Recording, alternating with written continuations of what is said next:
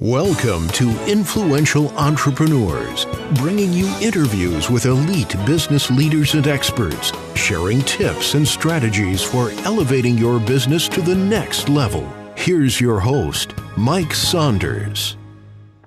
Hello and welcome to this episode of Influential Entrepreneurs. This is Mike Saunders, the Authority Positioning Coach. Today we have with us Audrey Cavenecia, who's a leadership expert and Chief Content Officer and Producer for Amplify Voices. Audrey, welcome to the program. Thank you so much, Mike. I'm happy to be here. You know, I see the phrase Chief Content Officer, and it makes me think of something that several years ago, whether it's 5 or 10 or 15, the concept of content marketing came up.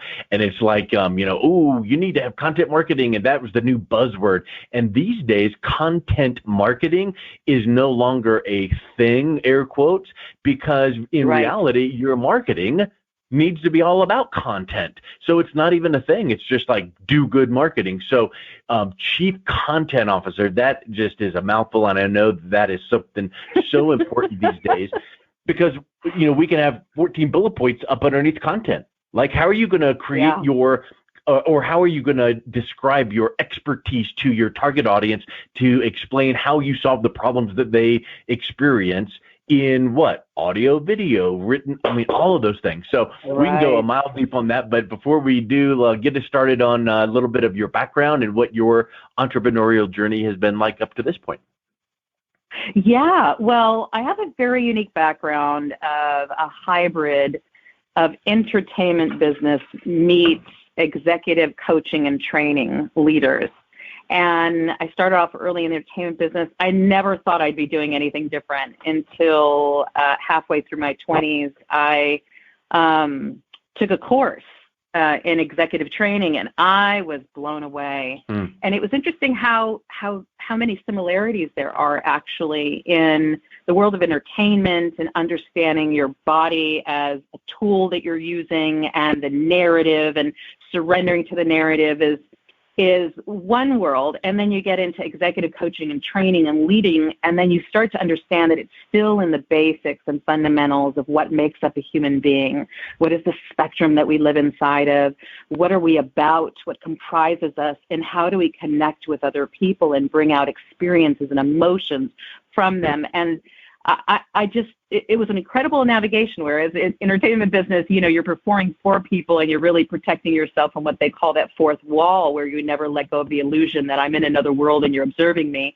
When you're training people, you're really surrendering yourself because it becomes all about that person or those people, and you're bringing out the best in them, and you're really allowing yourself to sort of be a transmuted vessel that people can exist inside of and grow inside of. So it really did marry itself, and it allowed itself to expand into something greater. And I had a great, amazing time doing that, working with people like Tony Robbins inside of his IP and big corporations and transforming things and training leaders around the world. That way back before remote work was a thing, I had to talk to people in India, different places, and train them in some of the kind of most intimate natures of who they were over 10 plus years ago when that wasn't even a focus. And it was really great to develop those kind of hypersensitivity skills when you don't have body language, when you don't have anything to give you an idea of what's happening in the silence. And so those are really, really great times. And then about 8 years ago, I just kind of gave it some thought and thought, what if I, like a chocolate and peanut butter comes together and makes us something great? I thought, what if I bring these two worlds together? What could be possible? And just as you said, Mike, so perfectly, content was something that wasn't going to be an option. And really, I saw a future where individuals, freelancers, entrepreneurs, corporations were really going to have to embrace becoming their own publishing companies, essentially. Yeah. And I thought, wow, that's taking something incredibly complex and potentially very time-consuming and expensive. And how can I bridge in this strength and all this training I have around context, around paradigm shifts, around building and executing movements, around storytelling, and then be able to make it incredibly accessible. So I did. I started an agency, and I spent about 2 years mentoring with George Lucas's producing partner to kind of get the whole everything I could possibly download on storytelling. my first clients in my agency. I'm very, very fortunate, but it happened to be Larry Ellison, founder of Oracle, and I ended up giving me a project, a little small piece of it, and within 2 months, it grew into a massive project after I pitched him everything that I saw, and I launched a few $100 million island for him, and turned around a condition. And it was just one thing after the other. I kind of just proof of concept this approach to in biotech with launching a clinical trial startup company that now went public in record time. And it's just kind of been project like that, one after the other. And it's just been really, really amazing. And then, of course, now I've partnered with Pete Carroll, and we have Amplify Voices. So that's a bit about my background. Yeah, you've just been such a slacker, and I would like to encourage you to do more with your life. That's what I'm doing this year. Yeah, there's always next year. So wow, that's and here's the scary thing, and I think you would agree with this. Throughout everything you just mentioned, and this little pebble led to this bigger rock, which led to this bigger boulder. I would venture to say that you could piece together where you are now to where you began and go, ooh, this led to, and this started with. But could you imagine, and we all have this, how much opportunity has been lost because we were going so fast and we couldn't take advantage of noticing an opportunity right under our fingertips because we're just blitzing down this path. So I think that it's really neat that, through your explanation there, that has been magnified so much. But wow, how much more could we do if we just take the time to stop and smell the roses, that kind of thing. So I think that you've just done so much with your career and everything. And, one thing that you mentioned, what was that phrase you said about transmuting and guiding and when you were working with people in leadership? I don't know. See, that's the mark of a true great, because you said something profound and it was like, I don't even know what I said, but it made me think. I was going to say this. Because you said that about coming alongside and guiding the greatness, right? There's a good alliteration for you, guiding your greatness. Have you ever read the book Building a Story Brand by Donald Miller? No, I haven't. Spectacular book. But in it, one of his concepts is, you're not the hero of your story. When you're working with a client, whoever that is, they're the hero. You're the guide. You're the one guiding through. And in reality, when you step out of that spotlight and become that guide, that amplifies leadership. Because if you think about, Obi-Wan Kenobi, he was the guide to Luke Skywalker. So was Yoda. But yet they are major characters in the story. It's not like you're stepping out of the spotlight like, oh, who are you? So when you amplify someone else's greatness, your leadership shines. So talk a little bit about how that ties into how you are working with clients now in leadership. It's really great that you say that because, and I'll put it this way, that there has been this, and I would say this is very specific to kind of the American dream, United States narrative, which is, you have to be number one. You've got to be the person that gets the credit. You've got to have the focus on you. And then there hasn't been the understanding and the complexity and the mastery that comes from what other people would say number two, and what I would actually call it, which is really being an alchemizer. There's when I work with leaders, just like you explained. First of all, I have to actually fall in love with what their purpose is, what they're up to. There's something about what they're doing. One has got to make a positive impact on society, which is why, while there's nothing wrong with like a nail polish or a widget company, there's no problem with it. But there has to be something inherent, even if the product isn't inherently transformative. Who they're being about it, the impact that it has on the community or the country or the world or the message that they're doing or the culture that they have and what that means to people. Anyone that I can sit in front of and I can see that they really see people. They really hear people. They really understand the calling of leadership. They understand the responsibility of it. They understand they have people's lives in their hands, and they wake up and they go to sleep with that thought, and every second is moved by that. Those are the kind of people that I love to play with. And then inside of this kind of world of like you're working with somebody who it's their vision is, one, for me, is falling in love with it, but two is really surrendering to it. I find myself almost like a cloak, like really putting that person's whole reality and seeing the world through their eyes, which is really funny. Like when I worked with Larry, he was like, "You're asking me questions no one's ever asked me ever." And I was like, because my questions aren't trying to figure out what you want. My questions are to get inside of your world. Yeah. And when I can do that, I can make decisions, and it happens inevitably where as I'm building something, you know, Pete or Tony or any of them will go, how did you know that about my business? How did you know that that was something that I'd want? Because that's what happens when you really step inside of something.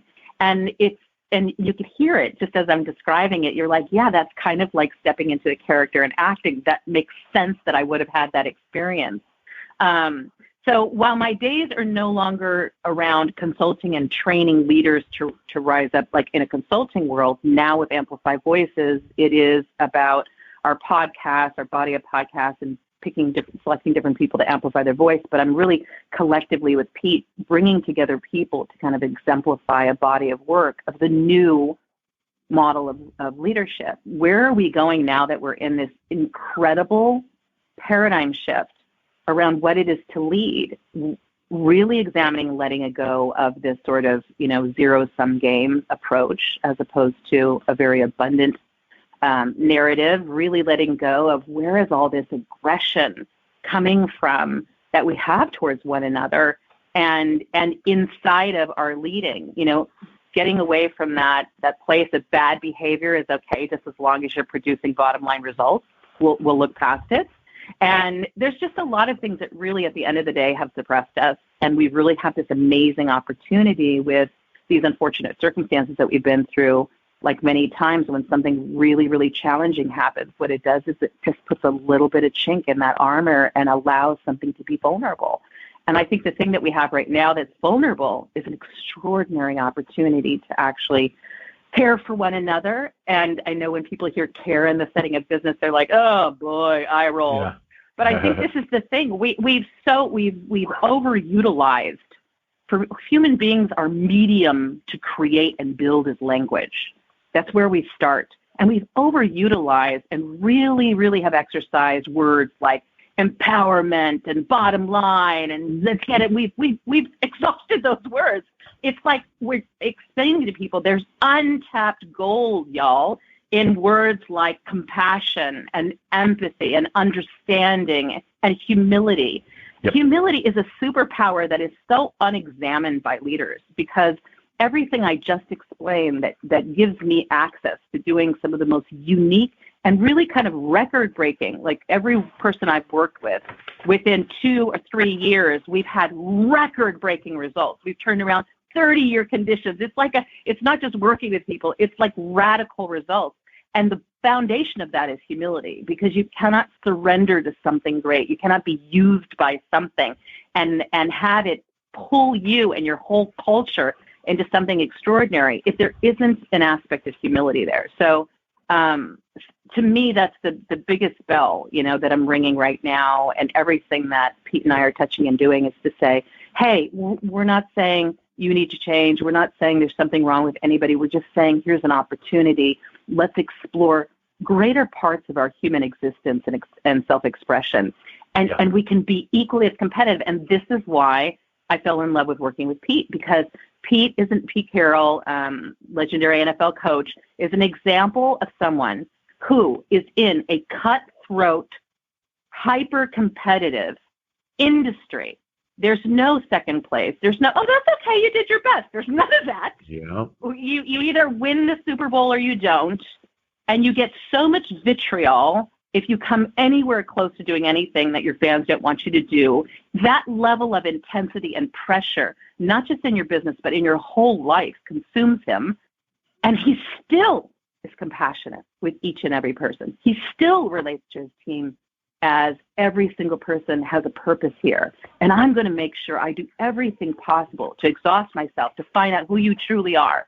He still treats everybody that way and has never compromised that principle. That, I want to extract that and spread that out right now. I think that's amazing. You know, I know you talk about the imposter syndrome a lot, and I want to tie that into what you just said about humility, because I agree with you that empathy, compassion, and humility actually become a competitive advantage in whatever you're doing, business, personal, whatever, because it makes you stand out, because people aren't that way. They typically are clawing and fighting and scratching to the top. So imposter syndrome typically is defined as, you know, someone that really has greatness inside of them, but they don't know it yet. And they feel like, oh, if I stick out my neck out a little bit or make this statement or make this move, then I don't know, I'm not going to get accepted. So I, you know, they just feel like if they did that, they would be an imposter. Well, in that case, humility, if that person heard, oh, just be humble, they could just run back into their shell and just stay in there thinking, oh, I'm being humble and that's my thing now. That's what that's what Audrey was talking about. It's a whole different realm. That's right. Being humble in the way you're talking about is being the you know, superstar, but not letting anyone know about it, kind of having it, you know, up underneath your clothes before you pop the buttons off and go, look at who I am. So talk a little bit about how humility ties in with imposter syndrome.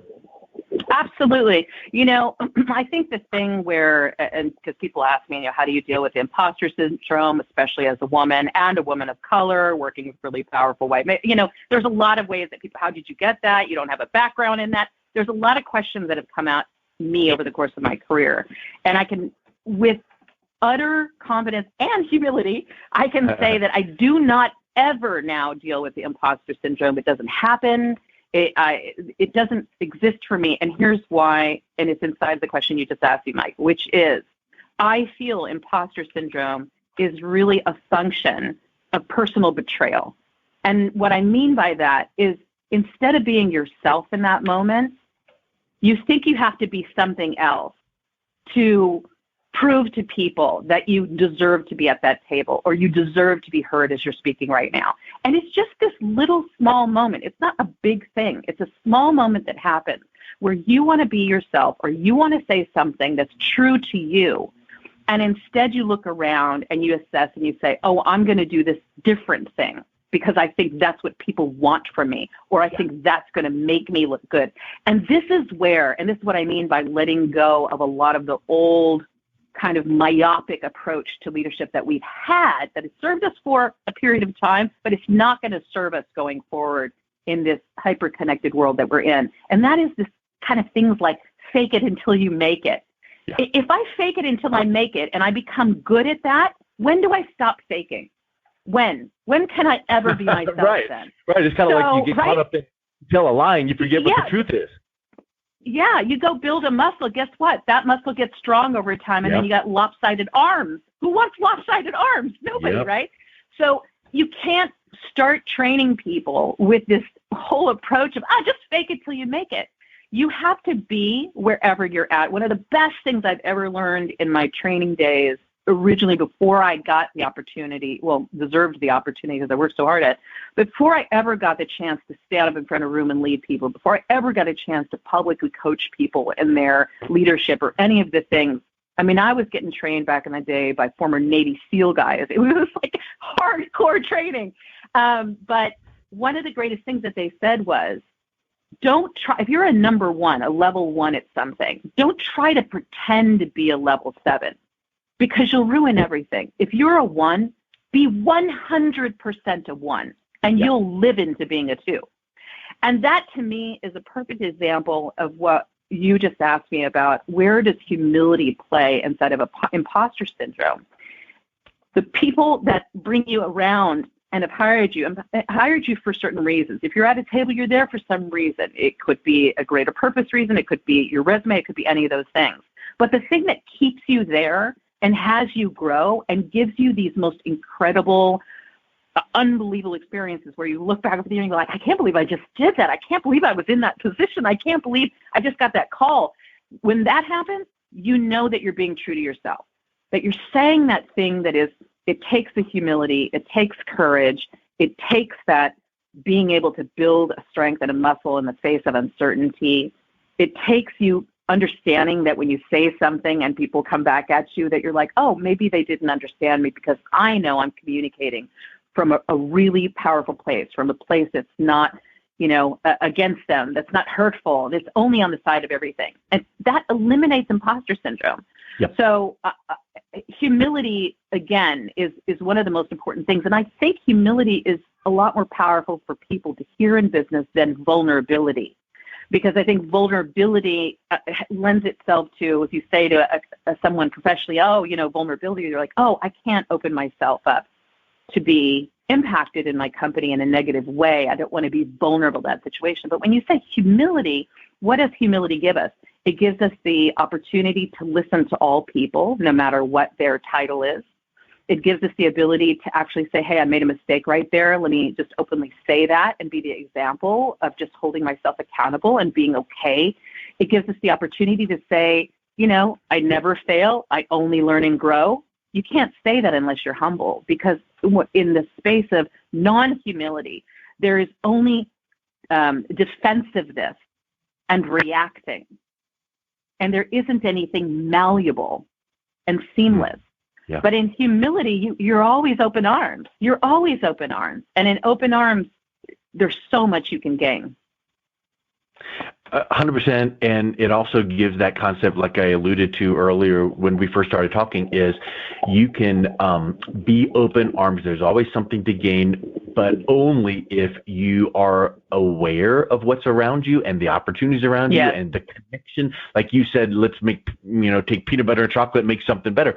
Well, sometimes in our life, personal and professional, we will be exposed to this thing, this opportunity, this person, this business op, and it as a standalone thing, it's like, okay, cool. But then if you go, ooh, but if I combine this and this and this and introduce this person to that thing, then the whole sum of everything is this amazing thing. And we each have our own life experience, business experience, background that we need to be watching for that. So I just think that you've got such a neat voice. Obviously, for your podcast episode, that's pretty awesome. Podcast show, and you're bringing people, giving them a platform for their voice. So thank you so much for everything you're doing. If you just would like to wrap up with, what would you say to someone as like a final thought, and then what's the best way that someone can reach out and connect with you on Amplify Voices? The final thought I have to say is, this is the time, if there ever was a time, right now, this is the time to make the decision to drop the mask, to truly be yourself, to ask for and go for the things that you actually really, really want to do. Because there's something very special about a time in history when history is being remade and reborn. And this is why, if you don't, what you're doing is actually, you're not utilizing the massive wave. Like if you imagine an ocean and a big wave comes in, what do surfers do? They get excited and they jump on that wave. They look at it as an opportunity to take a ride and to go a far distance with the least amount or a unique amount of effort. And that's what we're in right now. We're in a time where you can jump on a wave and you can take an incredible ride, but you've got to be willing to give up something. Yeah. You've got to be willing to give up something. And that's the thing. You can't take it with you. You have to let go of something to go there. And a big part of letting go of is for us all to let go of that, this way of acting that we protect ourselves from one another. We have distance from one another, that we got to wait and prove things until we can get things that we want. All those things, just let it go. Go for the thing that you really, really wanted with this lifetime, because this is the time to ride the wave and get it. So that's my last bit of thoughts there, Mike. Get her done. Yep. Love it. Get her done. And how you can reach me and find out everything that we're up to, Pete Carroll and I are up to, is at www.amplifyvoices.io, amplifyvoices.io, and listen to our podcast. You can just go on any platform where you listen to your podcast and look up Amplify Voices. You'll see me and Pete's face. And we have a whole body of podcasts if you're, interested in understanding more about diversity or leadership or trauma and how it impacts, your life or contains you. We have really, really great voices that are doing awesome things in our podcast, and Love it. we really want to be that kind of sort of one-stop shop for everybody and everything that they want to need in this very transitionary time. Well, Audrey, thank you so much for coming on. It's a real pleasure talking with you and hearing the wonderful things you're doing out there. So thanks for your contribution and for your time. Thank you, Mike. I appreciate you so much. You've been listening to Influential Entrepreneurs with Mike Saunders. To learn more about the resources mentioned on today's show or listen to past episodes, visit www.influentialentrepreneursradio.com.